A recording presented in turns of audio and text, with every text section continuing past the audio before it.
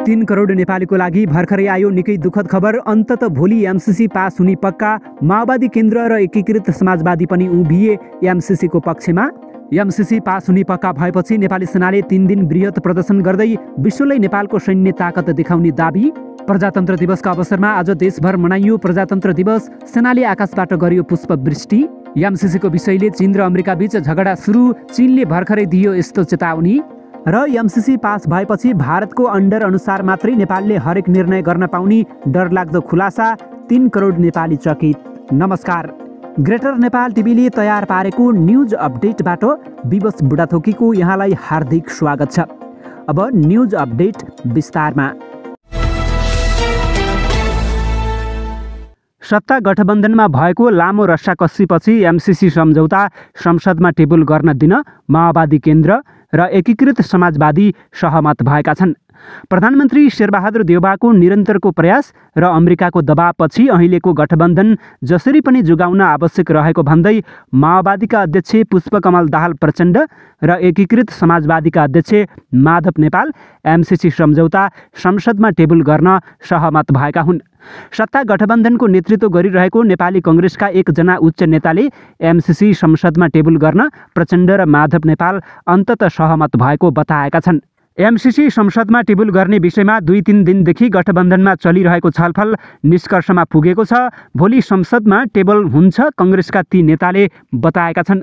यो सहमति अनुसार भोलि आइतबार अमेरिकाले अनुदान सहयोग स्वरूप दिएको $50 करोड एमसीसी सम्झौता अनुमोदनका लागि प्रतिनिधि सभामा प्रस्तुत गर्ने तयारी भएको छ। यसबारे अन्तिम निर्णय भोलि संसद बैठक अघि बस्ने सत्ता गठबन्धनका शीर्ष नेताहरूको बैठकले गर्ने जनाइएको छ। आज शनिबार बसेको एकीकृत समाजवादीको पोलिट ब्युरो बैठकले यही सहमति अनुसार एमसीसी संसदमा टेबल गर्नुपर्ने निष्कर्ष निकालेको छ।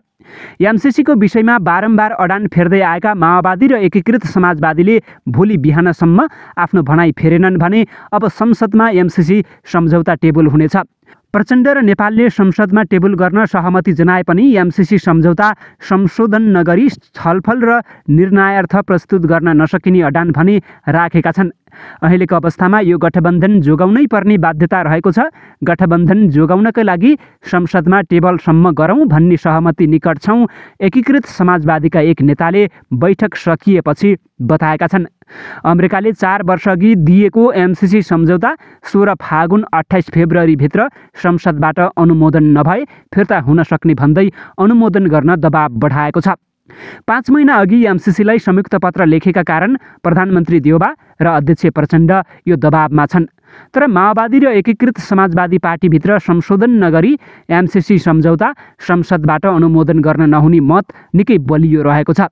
पार्टीभित्रको यही अवस्थाका कारण माओवादीको संसदीय दलको बैठकले केही दिन अघि संशोधन बिना एमसीसी संसदमा लैजान नहुने जबरजस्ती लगिए माओवादीले सरकार छाड्ने निर्णय गरेको थियो।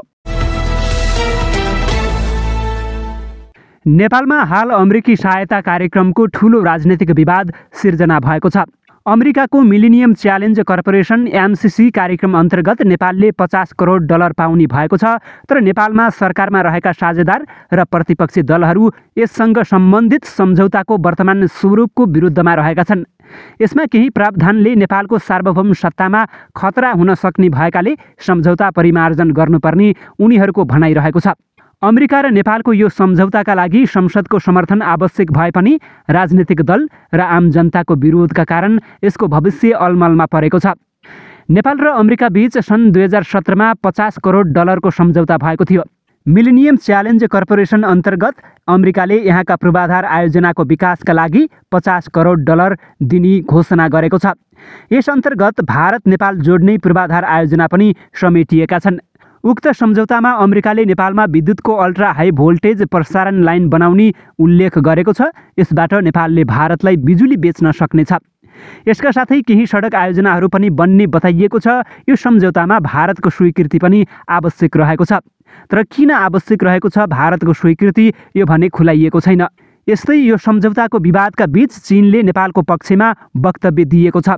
चिनिया विदेश मन्त्रालयका प्रवक्ता वाङ बेनविनले यस सम्झौतासँग सम्बन्धित प्रश्नको दैनिक प्रेस ब्रिफिङमा चीनले नेपालको सार्वभौम सत्ता र हितको मूल्यमा स्वार्थी एजेन्डा चलाउने निरोधात्मक कूटनीतिक र कार्यको विरोध गरेको बताएका छन्।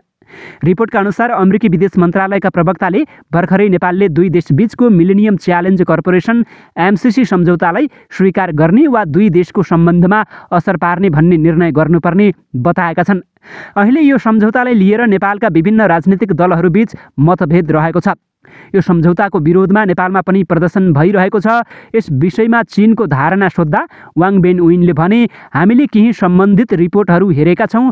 नेपालको अर्थतन्त्र र जीवनस्तर सुधार्न विकासको क्षेत्रमा अन्तर्राष्ट्रिय समुदायले सहयोग गरिरहेकोमा चीन खुसी छ, तर यो सहकार्य हामीसँग हुनुपर्छ।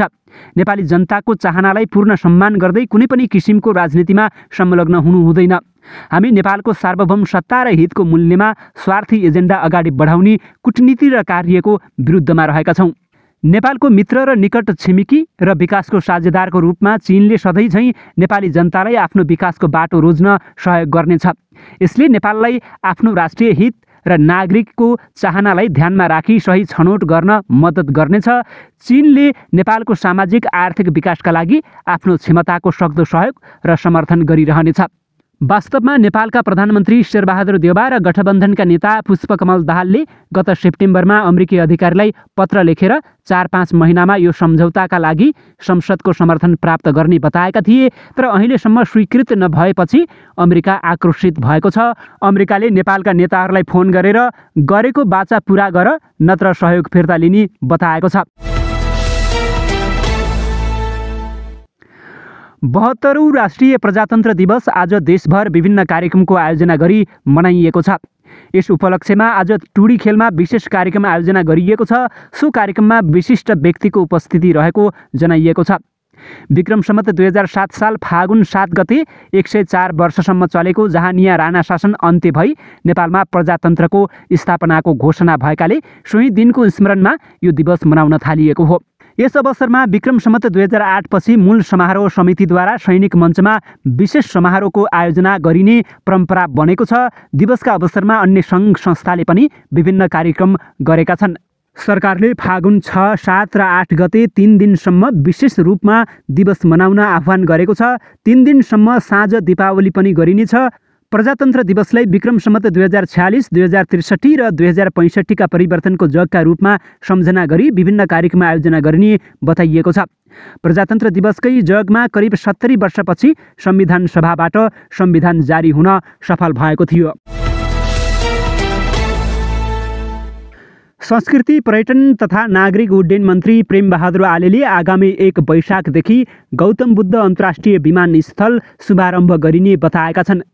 15 फागुनसम्म यान्त्रिक परीक्षण उडान हुने र त्यसको रिपोर्ट आइसकेपछि 1 वैशाखदेखि नयाँ विमानस्थलको रूपमा गौतम बुद्ध अन्तर्राष्ट्रिय विमानस्थल शुभारम्भ गरिने मन्त्री आलेको भनाइरहेको छ। विमानस्थलको निरीक्षण गर्न शनिबार भैरवा गएका मन्त्री आलेले विमानस्थलमा क्यालिब्रेसन फ्लाइट सम्पन्न भइसकेपछि नेपाल एयरलाइन्सको ध्वजावाहक विमान वाइड बडीबाट परीक्षण उडान गरिने जानकारी दिएका छन्।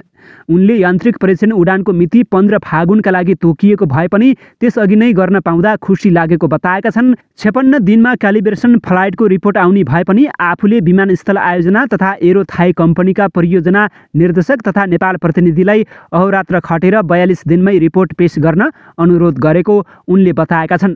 अब बुद्ध जयन्तीमा विभिन्न देशका बौद्ध धर्मावलम्बीहरू गौतम बुद्ध अन्तर्राष्ट्रिय विमानस्थलमा सोझै आउने उनको भनाइरहेको छ। उनले विमानस्थलको दोस्रो चरणको कामका लागि अर्थमन्त्रीसँग कुराकानी भइरहेको पनि बताएका छन्। दोस्रो चरण अन्तर्गत बन्ने दोस्रो टर्मिनल भवनका लागि छिट्टै टेन्डर प्रक्रिया अगाडि बढ्ने उनले जानकारी दिएका छन्। लुम्बिनी विकास गुरु योजनाको काम 19% रहेको र बाँकी रहेका काम सम्पन्न गर्न अर्थ मन्त्रालयबाट बजेट सुनिश्चित गरेर अगाडि बढाउने मन्त्री आलेको भनाइरहेको छ। अब छिट्टै गुरु योजनाका बाँकी काम सम्पन्न गरिने पनि उनले बताएका छन्।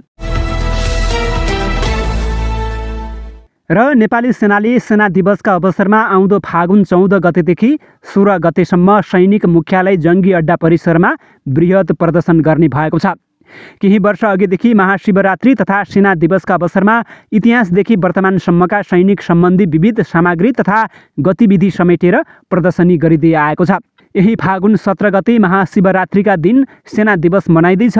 प्रदर्शनीमा सैनिक ब्यान्ड, हात हतियार, उपकरण, पोशाक, खेलकुद तथा पर्वतारोहण एवं विकास निर्माणमा सहभागिता सम्बन्धी विषयवस्तु समेटिने सैनिक जनसम्पर्क तथा सूचना निर्देशनालयले जानकारी दिएको छ।